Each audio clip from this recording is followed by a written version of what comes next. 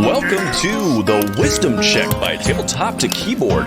This is going to be our bi-weekly podcast where we discuss things such as Dungeons and Dragons. Actually, I think maybe we need to turn up my mic a little bit, guys. How about some more game?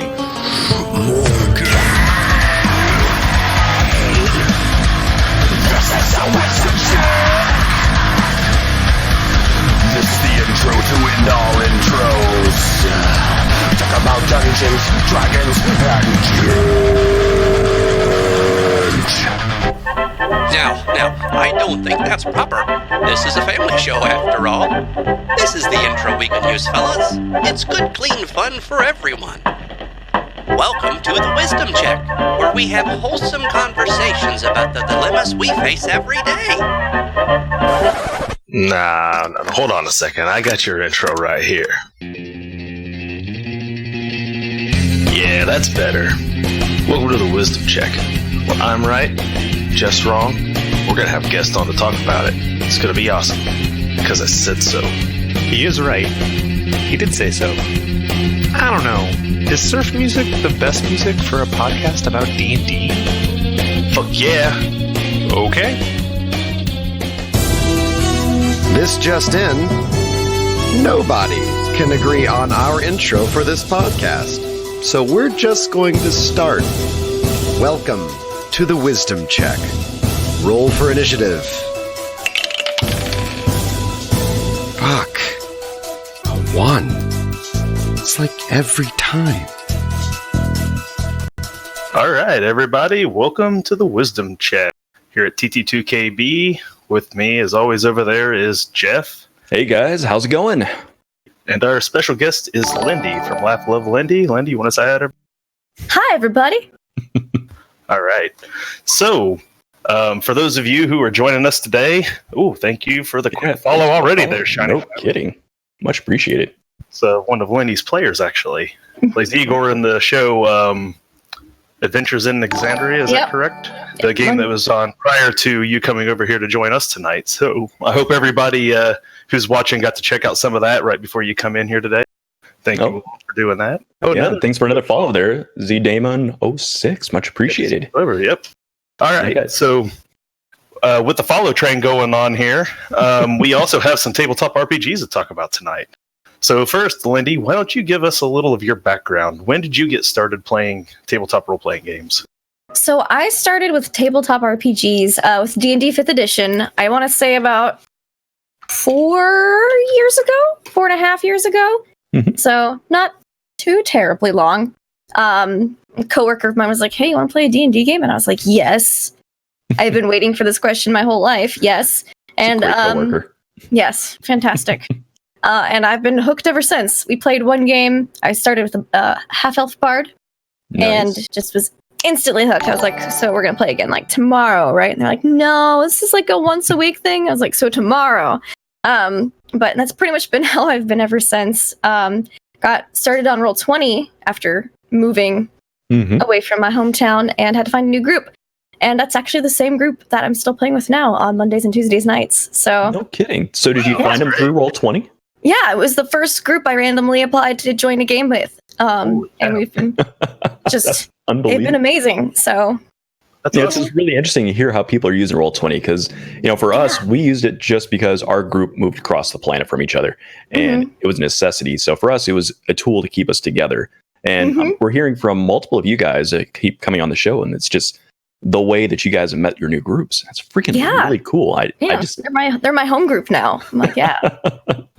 So what edition was that you started in back then? 5th edition. It was 5th edition. So It's you 5th started edition. with 5. Now, have you gone back and played previous editions of D&D? I've not played with like the official rules, but currently on my Mr. Ravenloft game that I do on Tuesday nights, it's all the old 1st, 2nd, a little bit of 3rd edition Ravenloft modules, and I'm converting them over to 5th. So I haven't played 2nd edition, but I've read a lot of 2nd edition Ravenloft modules. That makes more sense. I'd watched your Mr. Ravenloft game, and I was watching some past videos, and I saw the maps you were using for your kind of tomb thing they were exploring. Yep. And I thought I recognized the images, but they were not 5e maps. But you were playing 5e rules. I could tell it was 5e, but I was like, where's she getting these maps from? Like, that makes more sense. You went way back and found those old settings and brought those things. I had to go back and I had to find, acquire, and purchase a lot of first and second edition Ravenloft modules because there are so many of them. And a bunch of little adventures in Dragon Magazine. I love Ravenloft. The first time I DM'd was with Curse of Strahd.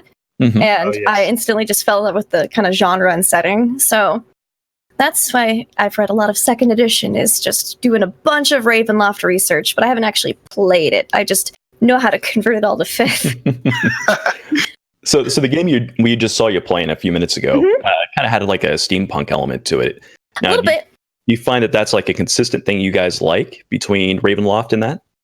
That's actually, it's a new campaign. We ran Storm King's Thunder right before that.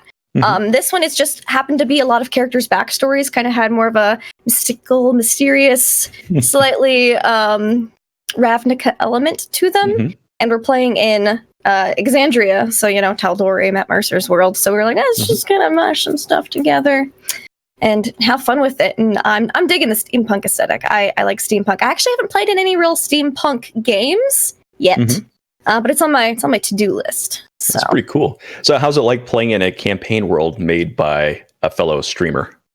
Does that seem like a thing? Like it seems unique? Like it's kind of fun. It's just, I've played in so many different systems and friends made games and other sorts of other stuff. It feels just like playing a regular other kind of game, except other people get some of the references and it's not official, like, oh yes, D&D since the 80s and all that stuff. It's like, oh yeah, Iman, like Chroma Conclave and stuff. And I'm like, yeah. I was gonna say, I thought I heard some things I recognized.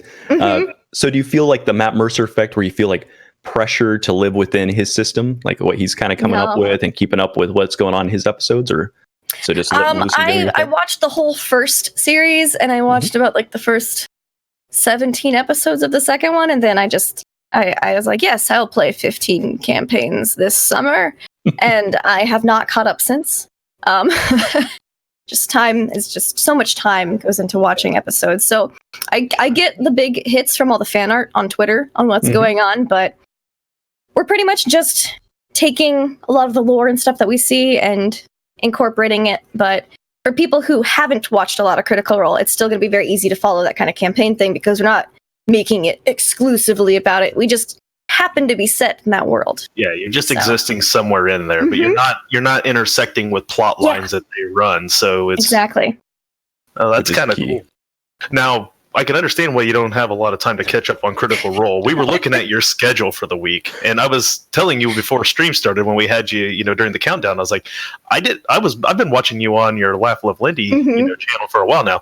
I didn't realize you were on Encounter Roleplay and WebMD and all these other places until I just happened to be looking down on your panels and started looking at the list. I was like, I think she's got a game, at least 2 games, almost like every night. It looks like so you're really busy. Like, yeah, I'm an addict. I'm a complete tabletop RPG addict, and Encounter Roleplay is actually the one who got me hooked on tabletop RPGs other than D&D. I started playing Call of Cthulhu with them about 2.5 years ago, so that's now my new favorite, like, just system. But just so many other tabletop RPGs I've gotten to try because I think a lot of people are scared to try anything other than D&D or whatever their first tabletop RPG they're used to. But then once they do, they're like, oh, that wasn't so hard. And so as soon as I tried something new, I've just tried all the things. I want to try all the things.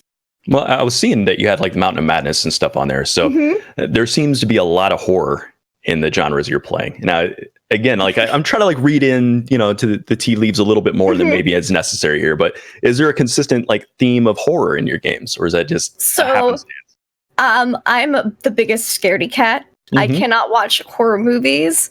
I can't read like super scary books. I can't do any spoops. I can't do it at all. But in tabletop games, I was accidentally assigned to a Call of Cthulhu game when I joined with Encounter Roleplay. I was supposed to be on the Friday afternoon D&D show, but it got canceled. He's like, hey, you seemed like a lot of fun when we had that one shot. So how do you feel about Call of Cthulhu? And I was like, I want to play more games, so sure. And then I looked it up and I was like, oh no, it's a horror game. And then I wound up having a lot of fun with it. And you can tell in my face if you watch some of the things that I am like, I'm like, oh, this is a lot. But I managed to handle it, keep it in. But gotten more used to tabletop horror, and so I'm okay with that horror now. But video games, movies, I can't handle it still. But there are quite a few horror-esque or horror-themed things because people see me in that and they go, "Oh, hey, you want to play this other horror thing?" And I'm like, "Sure, you sound like a fun person to play with. I'll, whatever." So you're the perfect person to have play those jump scare games on streams. Oh, yes. So there you go. Now we know what you're doing on your Friday nights and your one open night. Now you got to play the jump scare. Oh man! So every Halloween, I'm like, "All right, guys, we're gonna," because I'm the person who plays The Witcher 3, and I'm like, "Okay, we're in this catacombs," and then like something goes, "Ee!" and I'm like, "Ah!" and I like shoot off fire, and I'm like, "Okay, we're fine, everything's okay." So every Halloween, I will play one scary game. So, this past year, I tried to get through Soma, and I didn't realize how long of a game it was, and it was like the whole month of October and going into November. And it's like, I can't, guys. I need a few months off. I need something happy. I can't continue this every week. I'm going to have a heart attack and just die. So yes, I'm very easily jump scared and startled. So from like a mechanics level, when you play these other systems, like do you find that you enjoy getting away from the D20 settings and into the other types of mechanical systems? I think if I just played one system exclusively, I'd get bored of it or tired of it. By mixing it up, there's always something kind of refreshing or new or different every day. So I love the percentile system that's in Call of Cthulhu, but like Ryutama is a fun system and setting. And let's see what others. That is. Ryutama, it's really cute and fun. You should check it out. It's made by a Japanese tabletop RPG company, and they've translated it into English. And I actually bought the physical copy of it while I was at Origins because I enjoyed it so much. But it's more about the journey than the destination. So it's a game about your travels and stuff that happens there, telling that story. But it's got an interesting, fun, fairly simple system. Then you've got like Unhallowed Metropolis and Cypher system, and there's just a bunch of other things. Bluebeard's Bride, Powered by the Apocalypse, Mouse Guard. So it's kind of fun to see. And then the more systems you play, the more you realize what you like and what you don't like. So I can tell you that I'm not the biggest fan of Fate. I'll still play it, like if it's a good group of people or an intriguing story, but I'm not going to be rushing over to the store going, "Oh my gosh, the latest Fate book," because I've played it enough to kind of be like, I don't prefer that kind of mechanic system as much. I much prefer this. And so you kind of know what you like to lean towards. It looks like we got another follow in there. I missed the name, fortunately, but I didn't catch it either. But thank you, new follower. So much appreciated. You're awesome. Yeah, I think in our group we kind of may be the poster children for being stuck in a rut on games. It's kind of true. We like ourselves. Once we find the system we like, we really stick with it for a good long time. So I think it's a small town mentality, maybe. So like we basically stuck with the various forms of D&D, World of Darkness games. I've dabbled a little bit in Shadowrun. I've wanted to try Shadowrun. We had Jay Bruce on last week. We had some very in-depth conversations about Shadowrun last week. So that was our guest last week. We did a lot of Shadowrun talk there. Yeah, I've got like a tabletop RPG wish list. I'm like, I want to play this, and this. So how many different games do you play in a week at this point? Because look at the list, it was a lot. I think I'm currently in 10 campaigns. Wow. But 2 of them are podcasts, so we don't. It's not necessarily every week. One week we might skip and then just record a bigger batch for the next. But that's a lot of prep time because you're DMing at least 3 of them that I've noticed. Yeah, I DM. Right? So yeah, I think one of my campaigns that I DM, Beyond the Mountains of Madness, is our finale next week. So then I'll have like an 8-week break before I DM anything on that again. No, she does an 8-week break, but what's going to happen is she's going to slot in 2 more games in that same spot. I'm going to be like, man, I can do like a one-shot before Mr. Ravenloft that night. Yeah. I say that. I'm not going to do any games on this night. I'm going to cut down to like 8. Then I go, but then something comes up and I'm like, oh man, if I can do 15. Secretly, we're jealous because we would love to play 10 games a week. We really would. But like, I'm a dad. I got like 3 kids. Like, I'm lucky to get one night to do this podcast and one more night of this week to actually play a game. Like, I'm lucky if I pull that off. So I have a cat, so it's real simple, real easy. That's it. Cat husband. We say this at least once every podcast every week. Cats are good for stream views, right? You got to have your Twitch kitten. You do. Tesla is very chill, so when she jumps up here, she gets to wave at the camera. That's a great name, by the way. Thank you. Favorite scientist. So I want like 10 more and name them all after other scientists. So we talked a little about you being at Origins, and you were talking about there being a LARP. So do you have a LARP background as well? I do not. I've always been curious by LARPs, but there wasn't any LARPing in the area that I grew up in, and then I moved and I got really into all of the D&D, and so I haven't had time to LARP. But it's intrigued me. I have some friends who really, really enjoy it, especially over in the UK. But I haven't done it. I do cosplay, so I'll be like cosplay and streaming, but no LARPing yet for me. Well, you know, and I say cosplay probably gets us into our topic pretty well here. So our first topic you wanted to talk about was getting into character, and costuming has got to be a big part of that. When we watched your stream a little bit ago, you had some small elements. You had like the pipe today, and you were talking about another prop that you have that you decided not to wear tonight, but maybe you'll wear it right now. Yes! Oh, she's got it. Yep, the mustache and the beard. So, you know, these elements really, I would say, put you into character pretty quick. Now, is that your primary thing that you like? Oh, perfect. Hey, look at that. 20 new followers just for the cat. As soon as the cat's gone, it's going to go away. She's a good gamer, Giddy. She'll out here all the time. But yeah, costume is a fantastic way to get into character. Because some people find it kind of difficult to get into character, or if they're in multiple games, like, character bleed. Even if you're not like fully dressed up, even just having a specific like bracelet that you want to wear, or a shirt, or just an accessory. You don't have to go all out. Now, I like cosplay in general, so I will go all out on things. I'm like, yes, I bought a mustache off of Amazon to wear with my suit top and my fancy ascot, and have a handkerchief to cast, Eldritch Blast. But you don't need to do all of that. You can, and it's a lot of fun. But it's little things, like just, something that you just kind of keep by you, even if it's just a prop, like a pipe or something, or one of my friends, she has a different color lipstick for all of the characters that she does. Okay. Nice. Just kind of put her in that mood, put her in the zone, a little ritual. What a lot of people don't know, but that I also do, is I kind of assign a tea flavor to every character. Yeah. Okay. It's just an additional step to kind of, especially if I didn't have time to put on makeup or cosplay or do anything. It's like, yes, like Lyndall is a Lady Grey. I was gonna say Earl Grey. No, okay. Yeah, a Lady Grey. He's not like competent enough for an Earl Grey. He's got to be that step up, that Lady Grey. Perfect. So I play a pirate, so I always have my bottle of rum. A bottle of rum, yeah. It works in a lot of different ways, both chemically and it's a prop as well. So I feel left out now. Maybe this? I don't know. I was playing a Scottish medic the other day in an Aliens game that we were playing, so I just filled this up with a little whiskey mix, and it was fine. So I was just drinking out of the bottle. It looks so much more in character, and you feel more in character when you can just be like, "Yep." Nice. So you said a phrase earlier that I think I know what it means, but maybe for the audience it'd be good. You said character bleed. Character bleed, yeah. Yep. You mind filling in the audience a little bit about what you mean by that? Sure thing. So character bleed is something that can happen when you're going from in character to out of character. Like after the game's done, you still have those mannerisms or things, or you're thinking thoughts that you would have in character.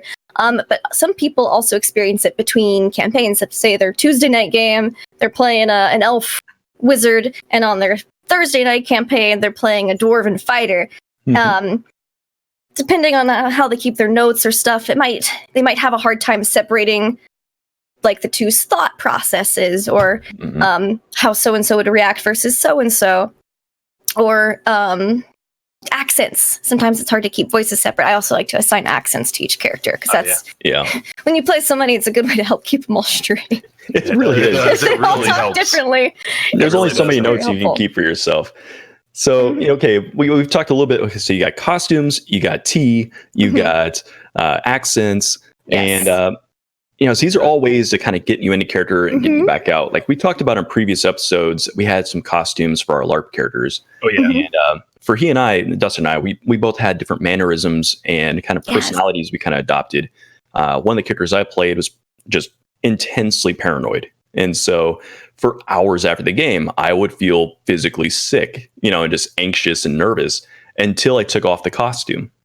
So it is kind of that character bleed a little bit. And that was just one character. So like I can imagine 8 or so. It can happen if you play in just one campaign or if you play in a bunch of campaigns. Like it's just because sometimes it's hard to kind of get in or out of that mental state, you know? So it's kind of, that's another reason I kind of like having like, yes, I'm going to make my tea. I'm going to, you know, get a little costume or accessory on, throw up an accent. Because then as soon as you drop all that, you don't have as much character bleed typically because, you know, you don't always talk with very fancy accent or, you know, not always incredibly Southern or something. So if you drop out of that, you're less likely to kind of carry it on into your day job or going to dinner with your family or that kind of thing. Because that's what you want to do, bring your character to dinner, right?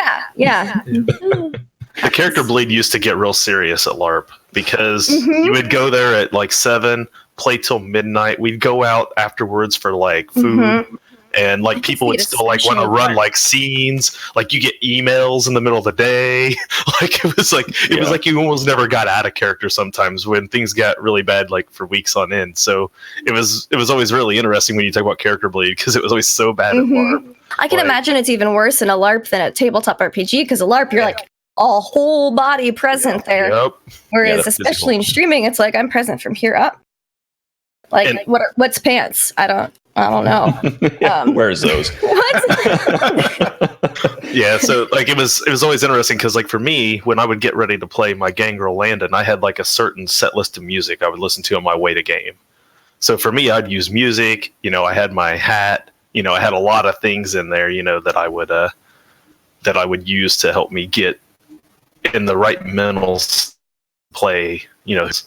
Then you know, that character had a lot of physicality to him. He was a gangrel, so he was as much animal as he was. So he was very feral, and so it took a long time to get that going, and then a long time to get out of it. Yeah, no doubt. So okay, there's a lot of different ways you can go into character, right? So we've got all these different facets we're talking about here. What is the first one you develop? Is it based on your character story that you already written? Is it something you come into the game with? Like, when does that happen? So for me, I typically do accent first. And that's typically when I'm kind of coming up with character concept. Because sometimes when you just alone and talking in your house and you're just like, oh, let me do the dishes. And you just start talking to yourself in a bunch of different voices, trying to kind of vocalize what you want your new character to be. Like, oh, I think they're going to be maybe a sailor. Yeah, like a sailor. Okay, pirate, rogue, pirate, sailor. Sure, okay. And so then you kind of start maybe going back and forth. You know, sometimes I'll do it with my husband. I'll just bounce voices off. I'm like, do you think this sounds right? Only works do you think for gamers. Like this should be more like it? You know, because you kind of got to bounce voices off of people or yourself or your cat. Until one kind of just clicks, and it might not click until you start that session. But typically I find at least that that's the first thing that clicks for me. And then I go, all right, so this is my character. What's in my closet? And because I don't have money, I'm not going to go out and buy a new cosplay or whatever for every character. So I'll typically look through my closet, see if I can have anything that works. And if I'm not digging it, I'll be like, okay, let me go to the local Goodwill or thrift stores. Thrift stores make a mint off of cosplayers and LARPs. That's where all the costumes came from. Yeah, I can usually make something work from the thrift store, or occasionally, like if it's a very specific piece that I know that I want that I'm not going to get at a thrift store. You mean you can't find that at a Goodwill? That's crazy. Yeah, I don't know if I would trust this coming from a Goodwill. I'd be like, that was on someone else's face. Do I really want that? It might have been original. You hit the Spirit Halloween stores hard, right? The ones they put in the department stores that close down at the mall. They get the Spirit Halloween. But only like the day before, the day of, and the day after, because that's when they chop everything off to like. And then they disappear like they were never there. It's like ghost town. Like they immediately are gone. Like poof. So you gotta pay real attention around like that little sales period of like the day of, day before, day after Halloween, because they're just chopped like 50% off, and you're like, heck yeah, I'm gonna get all this stuff. And you're just like, this will be, I don't know what the character this is gonna be for, but I'm sure someone can use it. And then one day you're looking at it and you're really like, that's my next character. I'll figure that out. Yeah, tomorrow. Sometimes with that piece right there. Sometimes you see something, you get inspired. Like I had this pipe because I thought it was super cool. And so my first Call of Cthulhu character was Nancy MacDrew. She was a Scottish private investigator, and I couldn't pick a name, so that's why she's Nancy MacDrew. But this was her main prop. So I kind of built her around, yes, Sherlock Holmes pipe. That is an Female accent I can establishment. never pull off, by the way. I've tried. My voice never will do that. So, okay, so you had the prop laying around. Did you make the character around the prop, or was it just happenstance? For that one, I kind of did, because I had no idea what I was doing, and I was more paranoid about my character sheet being correct. It being the first tabletop RPG that I was trying outside of D&D. I was like, we'll just make something work. Private investigator. And it was a good fit for Cthulhu. It was. I completely put all of my points into most of the wrong stats, but I lived. As you do. Somehow. So Completely mad. pretty much, yeah. It was Horror on the Orient Express. I was like, but I love trains, like the whole time. But for her, I kind of had the prop. But a lot of times I look around my house after I kind of have a vague idea of what I want, and maybe a prop will help solidify that idea of who I want to be. And then sometimes I'll just finagle something together, like, this sounds crazy, let's see if I can do it. For one of my characters that I just made, because I like cosplay, I made a robot arm kind of thing for it, made out of foam. You got it around? Can we see it? I do. I could put it on, but here's my main pieces, and then it's got a glove. Nice. Yeah, and this cost $10-12 That's all? to make. Yeah. What'd you make it out of? Craft foam and a glove I had already. Wow. So that looks really good. I'll put this on. Let's see if I can get this. Let's see, which screen can I see better in without having to zoom in real life? Probably the one over here on the actual Discord, because Clint's got it cropped for the. Oh, okay, yeah. So you'll have to bring it up closer to your face. You have to bring it up closer to your face so they can see it. I will. I'll bring it. I gotta. Now, we need it now. I'm so excited. I gotta put it on. But yeah, I had I had a couple games cancel on me, and I was like, I have a whole free weekend. What is this? This never happens. So I was like, I'm gonna make a robot arm for this artificer that I'm gonna do. Oh yeah, that's classic. I wanted it to be. Nice. It was gonna be an amazing campaign that I wanted to play in. I was finally asked to guest. So this is my robot arm. Oh wow! I have finger pieces too, but they're way more time consuming to put on. So she's got this. She's a Kinder artificer. It's cool. Just craft foam. This is a timing belt that I spray painted and cut, and then just a lot of X-Acto knife and acrylic paint, like for minis. Hey, acrylic like the 99-cent paint from Walmart. So yeah, it doesn't have to be expensive paint, Like no, it doesn't. Save it for the minis, On camera, you can't tell. So yeah. Now, do you do cosplay outside of gaming? I do. I actually started cosplaying about 10 years ago or so. So I've been cosplaying much longer than I have been tabletop RPGing. So it was kind of natural for it to kind of just meld into the two. Sure. What's your favorite cosplay? Oh gosh, my favorite cosplay, I think it's the most recent one I've made, which is a little sister from BioShock 2. Oh, nice. I can see where that would be really good. I had a lot of fun with that one. But awesome. It's a lot of fun. Just I like sewing, and so that comes in handy with some alterations of things. And I was a little old lady for one Call of Cthulhu campaign, so I baby powdered my hair, and I was like, she's old. She's 86. She's got negatives and all these stats. She's gonna die after 3 weeks. Max. She made it the full 16-week game and lived. And I was like, how? Wow. I was like, I didn't expect to have to. So that's another tip. Don't get into character with a costume that you're like, oh, this will only be for a time or two, because you never know when it's going to be 4 times longer than you thought it was going to be. And you'll be like, I hate being an old lady. So yeah. Once you've committed, you can't uncommit. You can't uncommit. Go back. You gotta. Once you're in, you gotta keep going. You're in deep.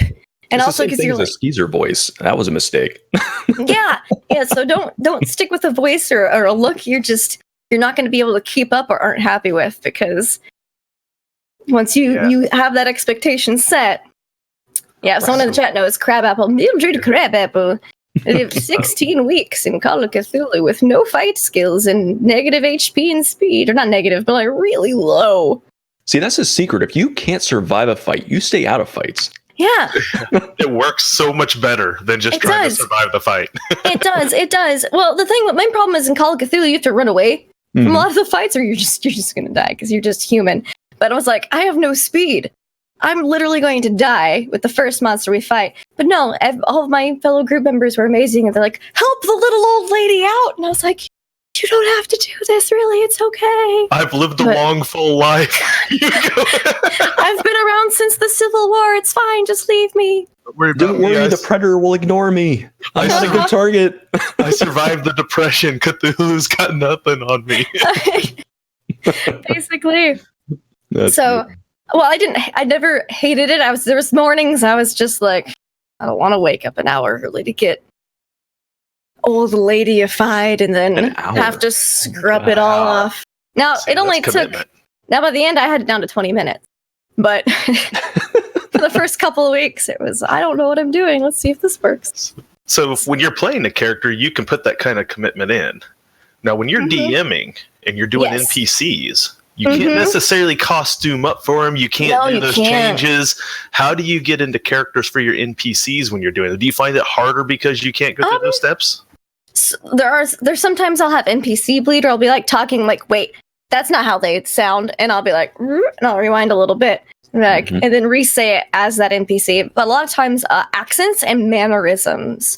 Because if you just stand like this the whole time, like, yeah, all right. So the dwarven merchant says, you know, it's nice to meet you, blah blah blah blah, and then the elf is over here. Whereas if you go, and the dwarven merchant says, nice to meet you, versus the elven minstrel who's standing nearby. If you put mannerisms and posturing into it, along with, it doesn't have to be much of an accent, especially with NPCs, because there's so many of them. You don't want them all to have the exact same kind of. So, you know, I'll lay it on various levels of thickness. But guys, this is Gary 5. This is Gary number 6. But mannerisms, a lot of posturing, facial expressions. So just really putting yourself into that NPC while they're talking. Try not to put too many NPCs into a room at once, because then we've already screwed the pooch on that one. Yeah. Party's going to make you talk to yourself for like 5 minutes. Be like, well, what does someone say about that? And you're like, Our DM decided the best thing to do in our current 5e game, which plays this Saturday, Little Flip for Everstorm. We return this Saturday, 10 p.m. Central, right here on T2KB. We got 40 slaves that we freed on a beach with a shipwreck we can't go anywhere with, plus some dwarves, plus our characters, plus the captain and a couple other crew members. So our DM Levi is developed schizophrenia from trying to hop between all the various voices in his head now, you know, from and out of the abyss, the party starts off with like 12 NPCs in jail with them, and they all have little, you're gonna have some pictures and blurbs, and I'm like, all right, I'm gonna instantly kill off like my 3 least favorite NPCs, because not only will it establish a horror element, not only will it be like, y'all are in the Underdark now, it's also like, I don't want to do a half-orc barbarian when we already have a barbarian in the party, kind of thing. So, definitely, and in large groups, make like one NPC that's just kind of the more outgoing individual, or the more unique one, the one they always go back to, because most of the time the players aren't going to be like, well, we have to talk to every single 40 of these NPCs and all 6 of these dwarves. If there's like a front man for each kind of NPC group, you're usually doing pretty okay. And if that number's like 10 or under, can usually manage it. But like, clearly you're not playing with Mass Effect players. I'm a Mass Effect player. Oh, I know. You talk to everyone, right? You talk to everyone. I talk to everyone. I talk to everyone repeatedly in case they just don't like tell me the first time I said hi. That's me as a Mass Effect player. See, I'm a MMO player. If they don't have the question mark above their head, I don't talk to them. That's how I roll. Like, well, even if they do try to talk to each of the 40 NPCs, have like some of them be kind of shy, or just, no, I don't really want to talk. And then they'll gravitate. If they want to talk, they will gravitate towards the talkative NPC, or the one they deem the most interesting. So that's true. Yeah, it is true. Keeping your options more limited per town, of being like, yes, there's all of these buildings, and you can talk to all of them. But if you give a little bit more personality, be like, okay, to the blacksmith, the general store owner, and the innkeep, they're probably going to gravitate towards those 3. So it's how much you put into the NPC and getting into that character. They'll probably reciprocate it. Like, because that's usually, like, if I make a really kooky, crazy guy and I'm all about it, they're like, this guy is amazing, we want to take him with us. And I'm like, oh no, I put too much work into him. Abort. He's too crazy, you don't want him. Players are a lot like cats. You put a piece of paper in the middle of the floor, that's where they're going to go. Yeah. Do the same thing with NPCs. You're set. Yeah. This is the cardboard box of this town. Ooh, okay. I find sometimes they're a lot like my 3-year-old. I buy him a toy, I put it in the floor for him to play with, and then he plays in the box instead of the toy. But then you just realize that the box is what you have to work on developing at that point. Exactly. Like if they don't go for the shiny toy, you make sure the box is really cool. Like, So that's my general rule of thumb, is to just kind of make a few specifics. Now, if you know your group really well, and you know they're going to be like, hi, what's your name? Because some groups, they don't care about the names. They'll just say, hi, blah, blah, blah, blah, blah. Other groups will ask every single name of the person they talk to. And so... Because that's where you get gems like Brass Fist, right? That's where you get... Unfortunately, the Brass Fist was premeditated. But just... No, we've all been there. The words were said in the proper order to make you go, oh, so it wasn't until we were playing that it actually came up, and it was like, oh. Yes, the Brass Fist is awaiting you in his pleasure room. Ooh. Yeah, he had a pleasure room. It's true. Oh, He did. no. He did. Yeah. That's like the time I was running an exalted game, and there was a NPC written in a module that I decided to use. I looked at the name, and I was like, there's no way. I'm not doing this. I'm going to change the name. And then I was like, guys, let me type it out for you. But how would you pronounce this? And I'll type it in the chat right now. Okay. This ought to be good. Nope, that's not right. It's misspelled it. Oh, yeah, that's not it. Let me actually look at my keyboard. There you go. Oh. Now, okay. I looked at this, FAKHARU, and I went, how many seconds will this go until it becomes fuckaroo? It was less than half a second. It was the moment he said it, it was pretty much done for at that point. I have not lived that down for, a decade? Maybe more? Yeah. And for those who may watch this on YouTube later, the spelling is FAKHARU. Yes. Yeah. I'm definitely a victim of having misread an NPC name and it going completely wrong. I believe it's Dungeon of the Mad Mage. Hallister Blackcloak. Yes, that's correct. It wasn't just me. It was me and a fellow player. The NPC name popped up. We both were like, excuse me? Holster Blackcock? And then we read it. We're like, oh, sorry. No, but forever then, that was his name. From then on in that campaign. And our DM was like, how did you read that? And you're like, it happens, man. And it wasn't just me. My fellow player read it that way too. We're getting some good names put into the chat here. First off, Uncanny Adventures is hosting us. So thank you, Uncanny Adventures. I did notice it earlier. I just want to give you a quick thanks. He also had an NPC named Astar. Oh, no. Oh. You didn't read it out loud. And well, there you go. So. Yep, you have to make sure your name. All those people who say, what's in a name? That's what's in a name right there. If you want to ever know for sure how your players are going to react, just run a game in general. No matter what name you come up with, there will be something. And we are relentless on our DM. We are. There are some character names that have come up that we immediately have a song ready to go. We have a callback theme, something. And, he hangs his head in shame, we'll say, but really is just seething anger, Yeah. Perfect. See, I eliminate most of this by just giving a lot of NPCs really punny names, so that when they do eventually butcher a name of something or misread something, it's not that far-fetched or far off, because all of the other NPC names are already really? So Dankwell. There's a clan of dwarves that actually we have one of my players is playing in that clan. I made it. It's the Deep Shaft clan. So he's the prince of the Deep Shaft clan, Magnus Deep Shaft. I thought I read that. That's right. Yep, I remember seeing it. That's it's a good name. Or just ship names. My favorite. I have a bunch of ship names. Y'all ever need pirate ship names? I'm your person. We will always need pirate names. We're almost in need of one pirate ship name. We almost have a new ship built from the remainder of the other ships. So we're almost. My favorite pirate ship name is the Chum Guzzler. Oh no! Oh man! Because amazing. There's nothing wrong with it. Nope. But everybody's minds just goes there, and it's beautiful. That's funny. So, if you already name your NPCs and your ships those kinds of names, when someone does butcher it, it's probably not nearly as bad as the names you've already given some things. So yeah, that's great. There's some truth to that. I have a vendor merchant who wanders around in all my campaigns. He's a multi-dimensional planar traveling merchant. But his name is Juan, Juan, Juan, initial N, Emilian. So Juan and Emilian. Clever. And he always sells very unique and quirky magical items that my players go crazy for when he shows up. But it's one of those things where it's like, you already give him a crazy name. They can't really make it any worse. So that's awesome. So, okay, we're all over the place tonight, which is awesome because this conversation is hilarious. But getting back to getting into character. Yes. So she's gonna drink her tea. She's prepped again. She's back. she's putting on the mustache. So you will go to accent first. Yes. Maybe a prop, maybe a costume as well.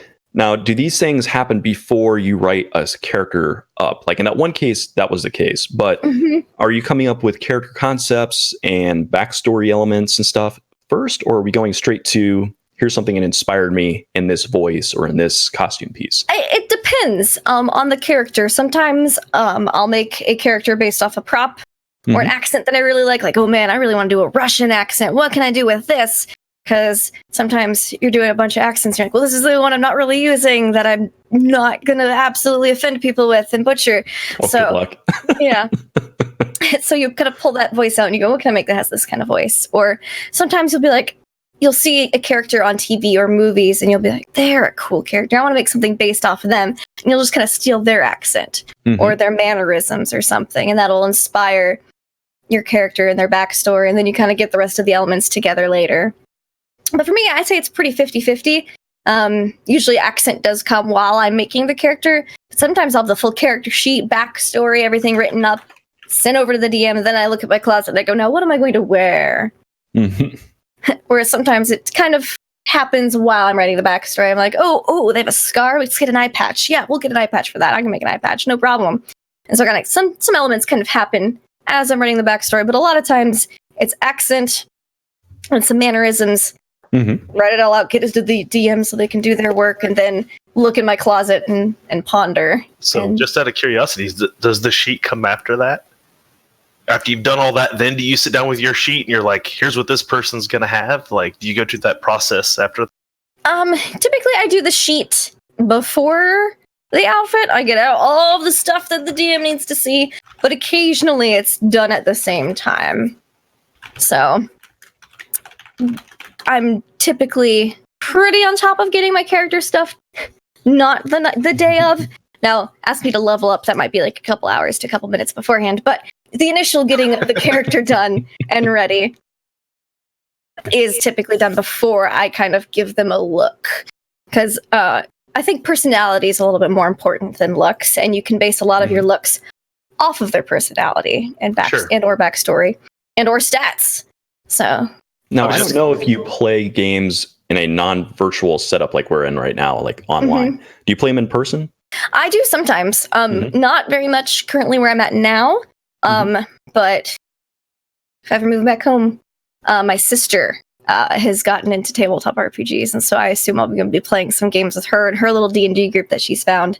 But most of my friends are online, so I typically just play online, whether it's streamed or not. It's a lot of virtual space, but I do the Castle Mac crew. They live in the same town as I do, and so I'll drive over to them and we'll all hang out and play stuff too.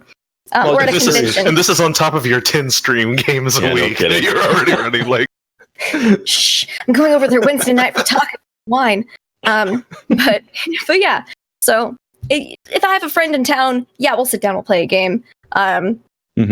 Depending on if it's a big setup game, depending on how well I know the people too, depends on how much I dress up, because I don't want to make anyone feel uncomfortable. Especially in a physical space. In a virtual reality space, it's not as big of a thing. But in the same physical space, I'm like, I don't know a lot of these people. I'm just going to bring my accessory or an accent, but not like the whole shebang.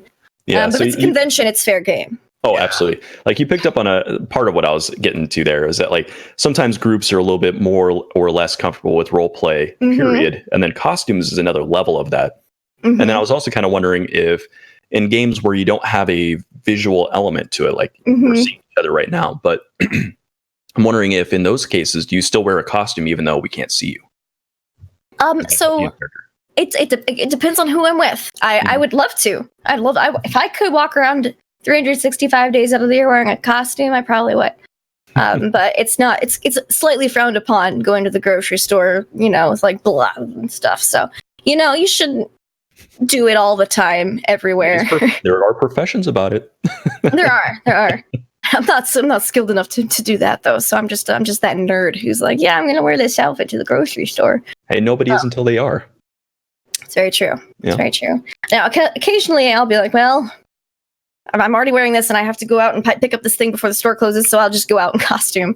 But typically, if I'm not super familiar or know everyone's preferences beforehand in a physical space, I won't go all out. I might kind of base my makeup looks off of it. Like if I know we're going to be playing like something more mysterious and spooky, I might do more like a slightly gothic kind of look and put on a piece of jewelry or a t-shirt or something that reflects that. So as much as I can, without making anyone feel uncomfortable or maybe just out of place. But if it's a big group of friends that I know, oh yeah, we'll all be like wigs and ears and teeth and all sorts of stuff.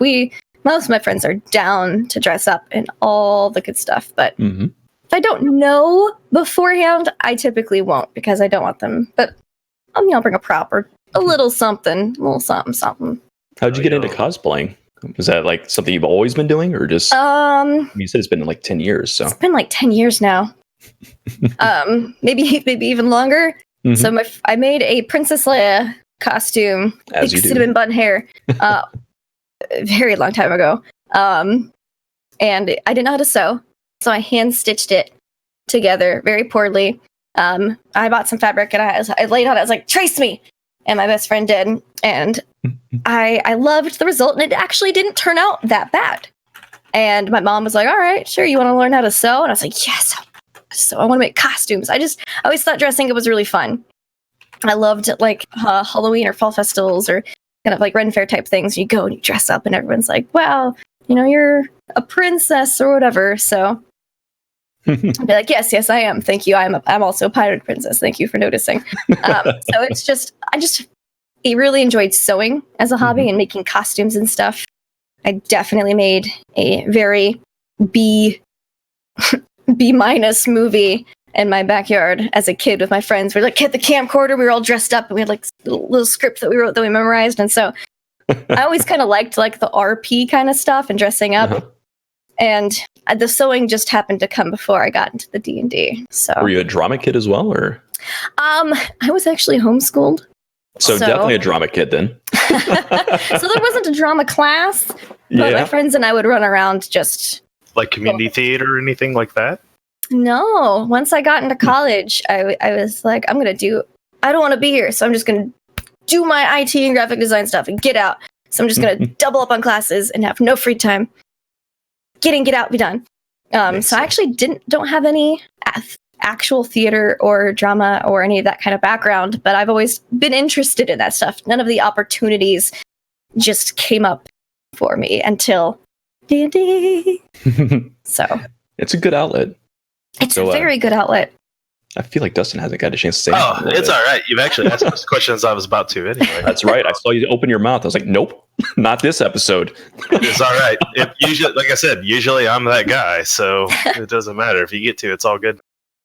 Yeah, the chat had something to say here. Shadzar was saying the better question would be, how do children quit playing dress up? Right? Why stop? I don't understand. Because when you live in little towns like we did growing up, it became socially unacceptable. There's like an age range. I didn't care. Yeah.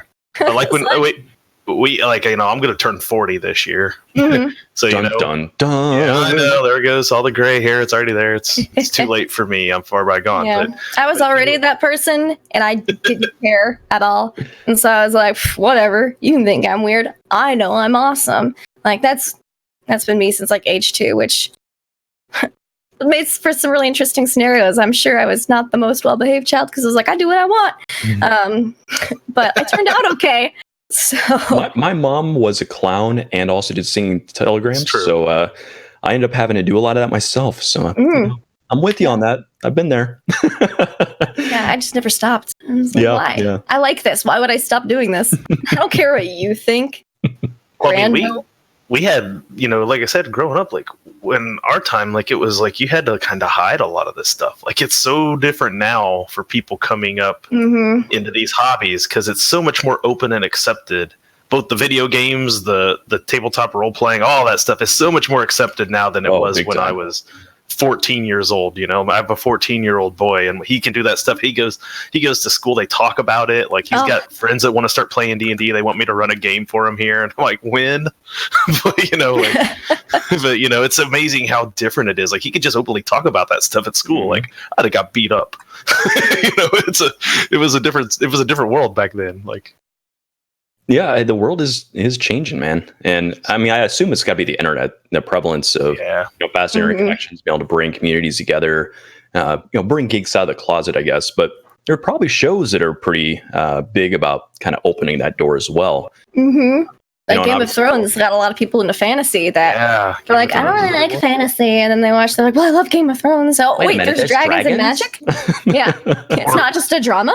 Or even just the idea of making geeks popular, like Big Bang Theory, where the whole show's just about a bunch of geeks who live together. Like you start to see them everywhere, and then suddenly they become more acceptable. So it's kind of but it's when you ask why they ever stop, a lot of times it was peer pressure. Like they were the last kids still playing with their toys, and then like the other kids are like, well, why are you doing that? We're playing basketball out back. Like then you end up in sports and other stuff. So at least that's what happened to me for a long time. It wasn't until later in high school when I broke my collarbone in football and stuff that I finally was like, well, what else can I do now that I'm on the bench for a while? And started playing tabletop role playing games again with some of these guys, and here we are 25 years later still doing it. Like, we ancient fellows. It does seem like a generational thing, though, because I wonder if kids growing up now in a world where things have been kind of established that it's okay to be a geek, celebrities are geeks, like big name people like freaking Vin Diesel. Like, okay, so you can be in the Fast and the Furious and a nerd. Like, okay, well, so I wonder if these kids have a different outlook on it just from jump, than what we may have had as probably. youth. I think they definitely do. Like I said, just looking at my kids, like. They have no problem with it at all. Like it's just normal for them and their friends. Well, they also have gaming books in their house. It's true. So, I mean, I grew up as a Conrad, so when your parents are geeks, it makes it easier for you to transition into geekdom. Like my dad loved Star Wars and sci-fi and fantasy, and so I was like 6 years old, maybe. I might have been like 4 or 5, and he's like, "We're gonna watch Willow," and I was like, "I don't know what that is, but it sounds awesome." And I watched it, and I was like, "This is amazing!" And my mom came in, and she's like, "You watch what?" She's I was like, this is great. Swords. Yeah. My parents were definitely Trekkies. I've been going to conventions since I was like 5 years old. So my dad's an artist. He takes us around all these shows. And so like, growing up, it was always like people locked in Klingon jails and, like people walking around in armor. I met Gwar when I was like 6, like came right up to his grapefruits, if you know what I mean. And, so like being around that all the time growing up, definitely pretty much typecasted me as a nerd going through. There was no really an escape for that, really. So I could see how that would be a big difference for other kids coming up. Like if they grow up around it, seeing it and everything, it's more natural. Whereas I think for somebody like Dustin probably didn't have a ton of that going in up until, like you said, until, late high school. See, my dad was a mechanic. It was all cars and engines, and he didn't want me to have anything to do with any of it. So he was like, if my kid's gonna have a tool in his hand, it'll be a scalpel. He wanted me to go in the medical field, and so here I am in the medical field. So, they get directed. But it was interesting because I remember like the first time we used to play over at Jeff's house, and I walk in and his dad had sculptures everywhere, and there was paintings of all this stuff. It was so different. I was like, man, this is a place where you can just do this stuff. It's awesome. So it used to be really cool. Like, yeah, I didn't realize how lucky I was growing up. I was too busy getting beat up. But we did. We had to have little places we could hide out that way. So it's so different now. Like, and it's getting into character in the other room. Exactly. Like let alone cosplaying it or anything. Like we didn't get into that level of getting into character until we got into like college when we started LARPing, and we were out of our house. We were in a university setting. You can people were way more open to these things there. You know, we walk up into this university hall for, you know, our first LARP, and there's people with their cloaks on. They got face painted. We're vampire LARPs, so, you know, everyone's vampires. And, you know, some of them are more modern looking. Some are just wearing a card that says, I have a suit on. You know, zero effort in on some of those, you know. So 50 the crows in every room. 50 the crows in every room, yeah, because that was the thing back then, you know. So it's interesting because we've seen so many of those different levels of what you have to go through to be able to really invest into what you're doing, because you don't always have those options. So like I said, that's why for us, like, it was really small little minor costume details and a playlist of music that just screamed who my character was, right? Like for Landon Kane, he was an angry gangrel 17-year-old boy, and so his music was all angry grunge, you know, Rage Against the Machine type stuff. So those are things that I use to get into that mindset, so I could go in there and want to tear people's heads off. And I think it's a fascinating thing too, because you know, like for us, it seems like it's more mindset. For me, I think Dustin was more music, and then it sounds like for you, it's more costume. And I'm wondering if that's just kind of like our personalities, kind of this how we gravitate towards a character. So I'm assuming that everyone's going to have a unique path that is best for them to get that character to emerge. I know someone who doesn't really dress up. She'll do like a slight variance on her voice, but I found out that she does the tea thing too. She'll pick out a tea for her characters. She's just coming in like whatever she wore to work that day, and she, you know, maybe, you know, lower, you know, slightly difference between her talking voice and her, you know, game character voice, but she's drinking a cup of tea with whatever character she's playing. So it's like, you do that too. Is it the taste? Is it the smell? Is it just that it's the only time you have that beverage? Like, no, I'll drink it. You know, I'm also a tea addict. I drink a lot of tea every day. It's good for the voice. D&T apparently, yeah. D&T.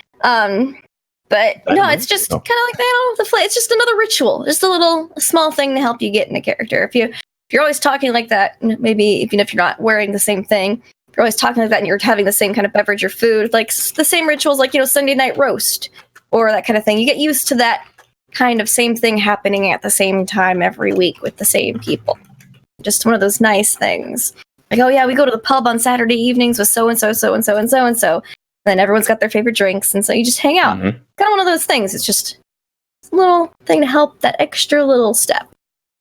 So, I mean, I think we covered about all the real good entry ways to get into character at this point. We've talked a little about costuming, some music, some Jedi mind tricks, you know, all the good things you can do to help get you into that mode, right? Yeah, anything you can to help get you in the character. Those are the kind of things that you gotta do to help really push that envelope and get you there. And don't be afraid to do it either. I think that's one thing. Like, don't let fear stop you from doing it. Like, make sure you're in a setting where it's accepted. Like, don't break that social contract at the table. You know, we talk a lot about that every week here on Wisdom Check. You know, make sure it's acceptable for what you're doing at the table. We might as well just change our name to the social contract. We really do. We'd have known it was going to be that prevalent in every episode. We would have. But so we did have a second topic to start to get into, though, and you as a DM, maybe you experienced this. You seem like you run with the same group for a lot, so you may not have this a lot. But do your players ever make PCs who are just rude? And stick around for our next episode, episode 12 of The Wisdom Check, where we talk about how to deal with rude characters that your party may end up making. And we touch a lot on the characters, but we also talk about how to deal with rude players. So there's a lot that can go on in those dynamics, and they're kind of challenging. So if you're interested in that conversation, definitely click on the next one that comes out. It should be out in a few days. And I'd like to extend a special thank you to LaughLoveLindy. And definitely follow, like, subscribe, do all the good stuff that you can to support her. She was a fantastic guest, and we had a lot of fun with her. And you know, I'm just giving a little heads up. There is some interesting stuff brewing out there. I don't want to jinx it just yet, but we have been talking to some fairly big names. We're branching out a little bit, getting out from our fellow content creators who we love, and we may actually be pulling in some industry insiders. So stick around. Thank you very much. Like and subscribe here on our YouTube, and we'll catch you next time.